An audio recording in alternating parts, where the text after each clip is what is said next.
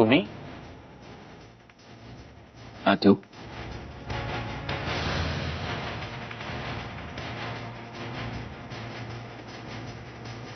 So how was Australia? Enjoyed? तुम्ही येणार असले तर तुम्ही प्रियाला कळवलं होतं का? नाही, प्रियाने मला तसं काहीच कळवलेलं नाहीये. नाही, मी कोणाला काहीही न सांगता आलोय, पकलोय. I am really very sorry for that. Priya घरात नाहीये. मी प्रियाला भेटायला आलोच नाही, मी तुला भेटायला आलोय. मला 10 मिनिटात प्रियाला पिकअप करायला निघायचंय. मला जे बोलायचंय त्याला एवढा वेळ नाही लागणार. तुम्ही काही घेणार आहात का? फक्त तुझ्या 10 मिनिटांमधली काही मौल्यवान मिनिटं.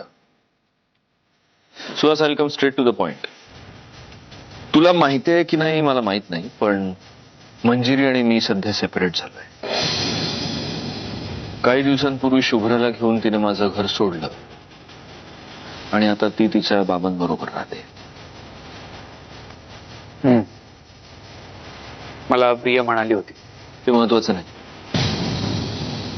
महत्वाचं हे आहे की मंजिरीने समहाव स्वतःचा असा समज करून घेतलाय की माझं आणि प्रियाचं अफेअर होतं. आणि असा समज करून घेऊन मूर्खासारखी डोक्यात राख घालून ती घर सोडून गेली. यु नो सुहास, बायका कधी कधी खूप मूर्खासारखं वागतात. Well, that is not a point.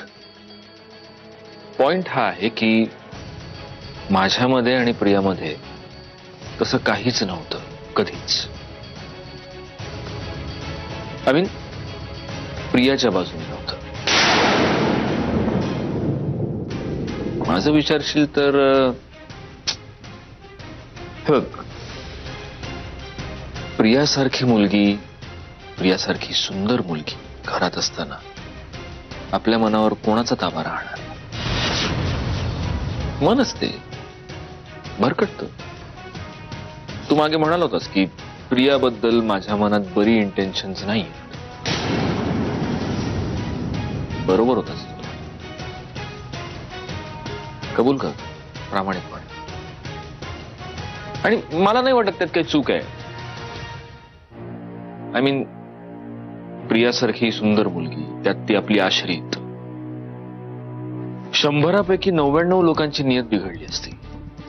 माझंही तेच झालं. प्रामाणिकपणे सांगायचं तर मंजिरीशी लग्न झाल्यानंतरही मी प्रियाला मिळवण्याचे खूप प्रयत्न केले, बट हार्ड लक. आणि आता तर काय, प्रियाचं लग्नच झालंय, त्यामुळे विषय संपला. तुम्ही आज इथे येऊन माझ्या समोर हा सगळा पाढा का वाचताय? मला कळेल का? कसं आहे सुहास, इतके दिवस तुम्ही लांब होतात ऑस्ट्रेलियामध्ये, पण आता परत आलात तेव्हा सरनाईकांकडून तुझे कान भरण्याचा प्रयत्न नक्कीच होईल. मंजिरीला असं वाटतंय की माझं आणि प्रियाचं अफेअर आहे, आणि आय एम शुअर हेच वर्जन तुला ऐकवलं जाणार. मग तू चिडणार आणि मग तू प्रियाला. म्हणून मला तुला हे सगळं सांगावं असं वाटलं, सो दॅट थोडं का होईल माझ्या मनावरचं पापाचं ओझं कमी होईल. एवढंच सांगतो सुहास, माझी जी काही अफेअर्स आहेत ती आहेत, पण प्रिया नाही. प्रिया फक्त तुझी होती आणि ती तुझीच आहे. एवढंच सांगायचं होतं.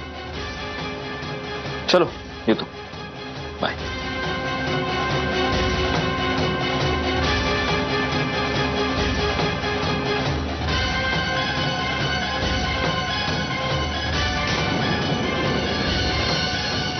मनू, आलेच. मंजिरी,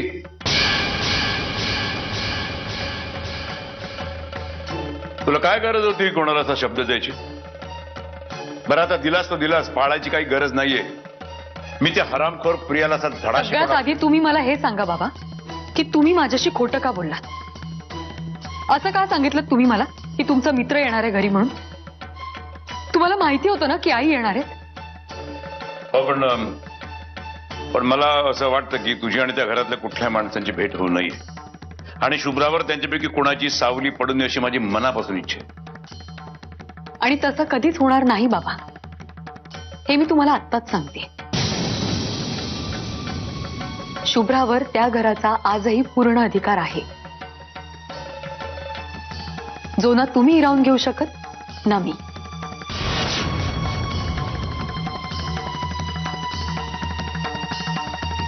राहिला प्रश्न प्रियाचा.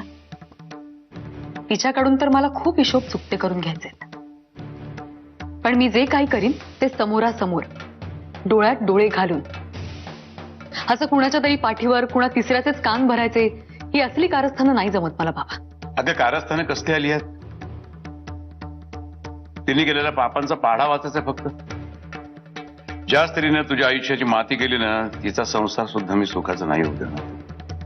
पण हा प्रश्न तिचा नाही, सुहासचा सुद्धा आहे ना बाबा. हा सुहासचा सुद्धा संसार आहे.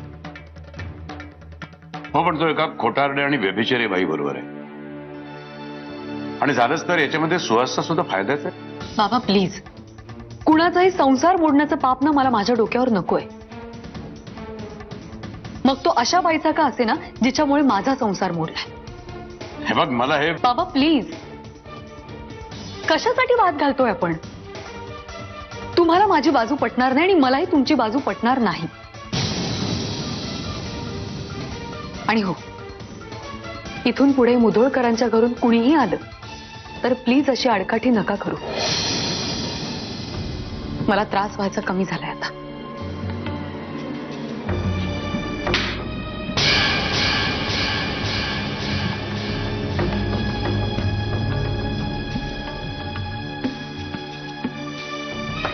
काका, मी खूप चुकीचं बोलले खरे बाबांना. नाही म्हणू, कुठून आणतेस एवढा मनाचा मोठेपणा? कुठून? आई ठेवून गेली असेल कदाचित. कसं आहे म्हणू, मुळात माफ करणंच सोपं नाहीये. त्यात अशा व्यक्तीला माफ करणं ज्यांनी तुझ्या आयुष्याचं. प्रियाला मी माफ करणारच नाहीये काका. माझ्यासाठी युद्धाचे नियम वेगळे आहेत आणि ते मोडून ही माझ्याच नजरेत छोटी नाही होणार. काय म्हणाले ते? अगं आल्यापासून गपगप आहेस तू. वहिनी सांग ना, काय उलटसुलट बोलले का? मी पुन्हा एकदा आई म्हणून माझं कर्तव्य पार पाडलंय. आता बाकी सगळं सरनाईकांच्या हातात आहे. अगं पण काय बोलले ते? अगं मी काय विचारते, काय म्हणले सरनाईक? सांग ना, काय म्हणाले? ते काहीच म्हणाले नाहीत वंस. म्हणजे ते काहीच बोलले नाहीत म्हणूनच काळजी वाटते मला वंस. काय आहे, सुहासरावाने इथे आल्यानंतर इथल्या गोष्टी वेगळ्या पद्धतीने कळू नयेत एवढीच इच्छा आहे माझी. बाकी सगळं देवावर सोडलंय.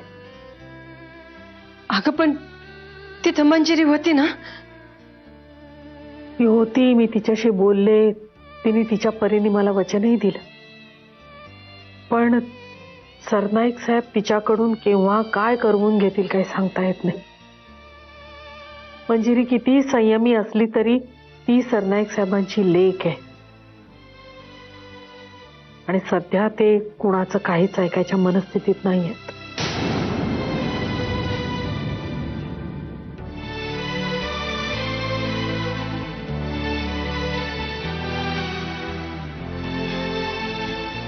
फार वाईट वाटतं या परिस्थितीचं. त्या बिचाऱ्या शुभ्राचा काय दोष आहे? आज तिचा महिन्याचा वाढदिवस आहे. 2 महिन्याची झाली ती. पण आजच्या दिवशी सुद्धा मी तिला असं डोळे भरून बघू शकत नाही. तिला हातात घेऊन झोजवू शकत नाही. मी तिच्याशी खेळू शकत नाही. तिला आशीर्वाद नाही देऊ शकत नाही प्रेमाने. मी कसली आजी आहे.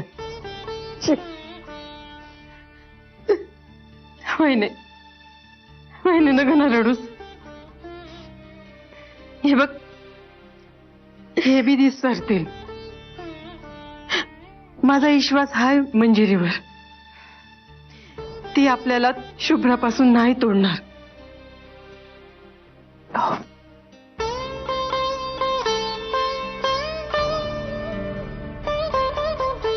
मी काल घरी आले तेव्हा सत्या नव्हता घरी.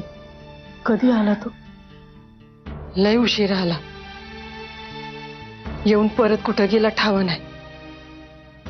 जवळजवळ पहाटेच आला तू. मी ऐकला ना गाडीचा आवाज. मंजिरी आणि शुभ्रा नाहीयेत म्हटल्यावर सत्याचं पाऊलच ठरत नाही घरात. त्या दोघींच्या विचारामध्ये सैरभैर असतो. वहिने, असं काय चुकलं ग त्याच? पुरीवर लय जीव आहे सत्याचं. आणि मंजिरीवर बी लय प्रेम करतो तो. घर खायला उठत असेल त्याला. त्याच्या खोलीत गेल्यावर आठवणीनं गळा दाटून येत असेल त्याचं. तो त्याचं दुःख आपल्याला सांगत नाही, पण आपल्याला कळतं ना. अगं जीव तिळ तिळ तुटत असेल त्याचा. विहंग सांगत होता सत्या सरनाईकांच्या घराबाहेरच गाडी लावून बसलेला असतो म्हणे. तिथे झोपतो. मंजिरी आणि शुभ्राची ओझर पिक होईना, भेट होईल या वेड्या अशी थांबलेला असतो म्हणे.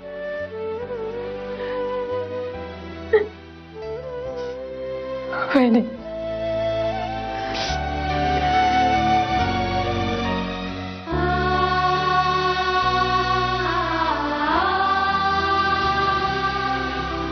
मला ना बघवत नाही माझ्या लेकाची अवस्था. काय करू कळतच नाही. मी त्याला कसं या संकटातून बाहेर काढू? काय बोलू त्याच्याशी? कसं समजावू त्याला की बाबा रे, तू एवढं सगळं केलं तरी सरनाईकांना दयेचा पाझर फुटणार नाहीये. हे सगळं भिजत जाणार आहे. त्याला कळतच नाही.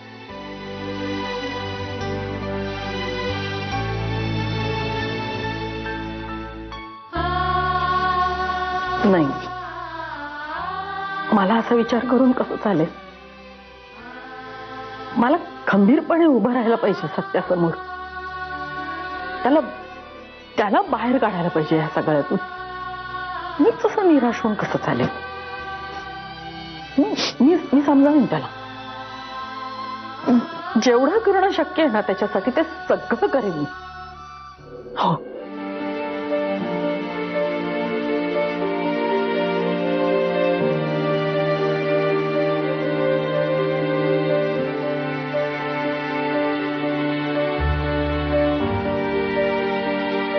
काय ग?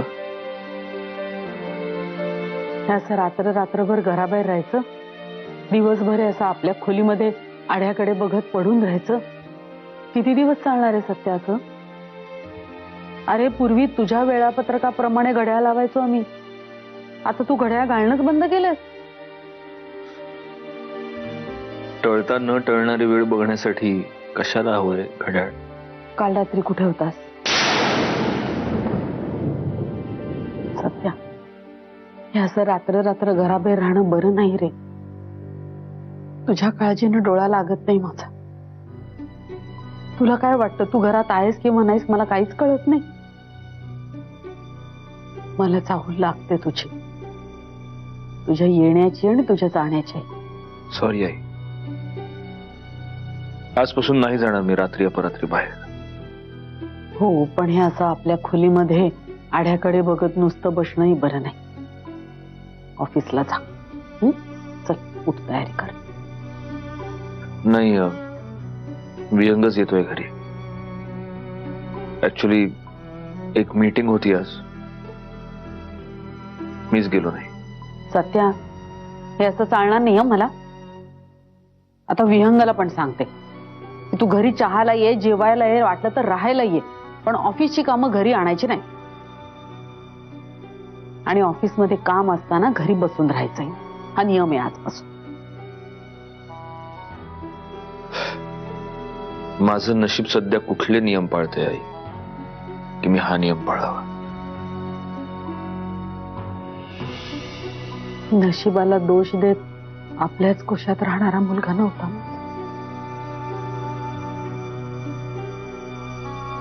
चल चल, चहा घेऊन येते, चहा घेऊन आंघोळ कर. चल आवर, उठ उठ उठ. आई, आज 2 तारीख आहे, शुभ्राचा महिन्याचा वाढदिवस. 2 तारखेलाच जन्म झाला होता तिचा. आज बघता बघता 5 महिन्याचं झालं माझं पिल्लू. हो हो, माझ्याही कालच लक्षात आलं. मी बोलले सासूबाईंना तसं. दर 2 तारखेला सोन्याचं वळ चढवायचो तिच्या हातावर. आज त्यासाठी मला जर सत्या, हे बघ, आजच्या दिवशी शुभ्राला भेटायचं म्हणून वाहवत जाऊन काही आताताईपणा करायचा नाही. उपकार कर बाबा माझ्यावर. आई, माझ्या मुलीला भेटण्यासाठी माझ्यावर जर आताताईपणा करण्याची पाळी येत असेल तर ती माझी चूक नाही. चूक त्यांची आहे जे आमच्या दोघांमध्ये भिंत उभी करण्याचा प्रयत्न करतात. आज मला शुभ्राला भेटायचं आणि आज मी भेटणार. मला मंजिरी पण अडवू नाही शकत. अरे मी भेटू नको असं म्हणत नाहीये. तू फोन कर ना मंजिरीला, विनंती कर तिला. विनंती? माझ्या मुलीला भेटण्यासाठी विनंती करायची मी तिला? हो, सध्या तरी विनंती. सत्या, मला मान्य आहे आजच्या दिवशी शुभ्रा तुझ्या बरोबर नाहीये, पण थोडं धीरानं घेशील ना तर पुढच्या 2 तारखेला शुभ्रा आणि तिची आई दोघीही तुझ्या बरोबर असतील. हं, कळतंय का? मागच्या वेळेला शुभ्राला पळवून आणायचा मूर्खपणा केला होता. या वेळेला असला कुठलाही स्टंट मला नकोय. मी हात जोडते, विनंती करते तुला. आई, आता तू नको लाजवूस.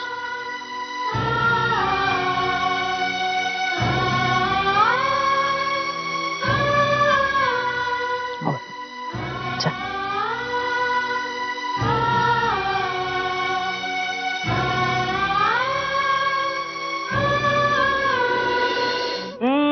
इकडे बघा, इकडे बघा. किती महिन्याची झाली डग्गोबाई?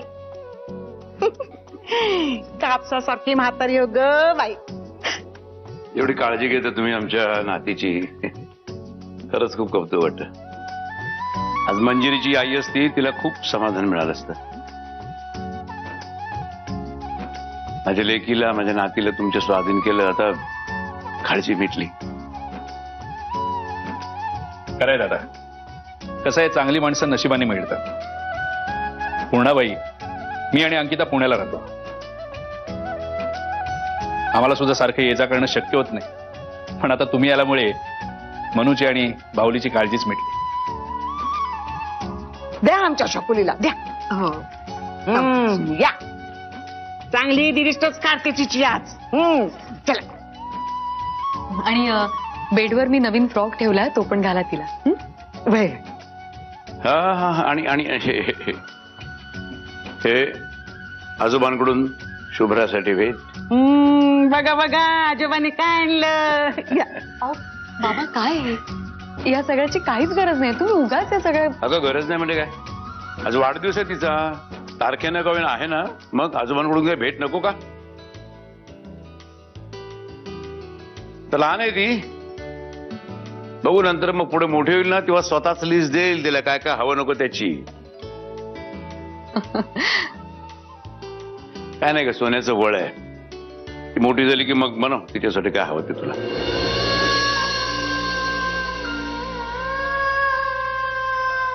आज शुभ्राचा महिन्याचा वाढदिवस आहे.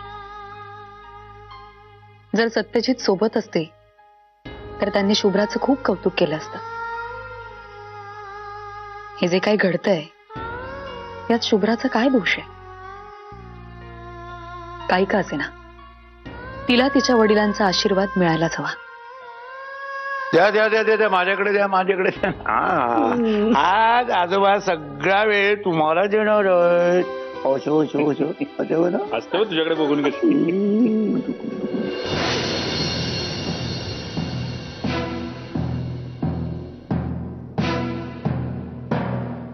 तुझं हे असं अजून किती दिवस चालणार आहे सत्यजित?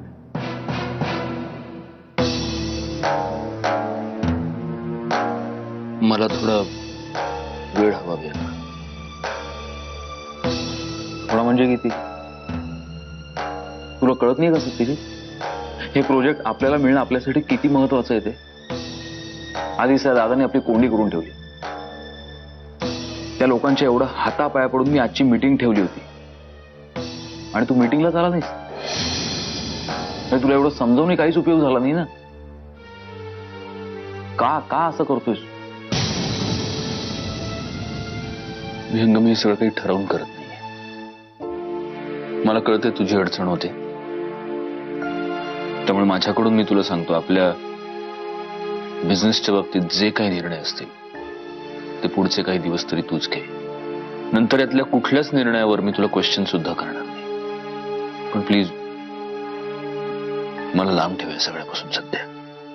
तुला माहितीये ना हे सगळं माझ्यासाठी किती अवघड आहे ते. पण ठीक आहे, तुझा असा आग्रह आहे म्हटल्यावर मी तरी काय करणार. विहंग, प्लीज समजून घे. विहंग, आज 2 तारीख आहे. आज शुभ्राचा महिन्याचा वाढदिवस आहे आणि आजच्या दिवशीही मी माझ्या मुलीला साधं बघू सुद्धा शकत नाही.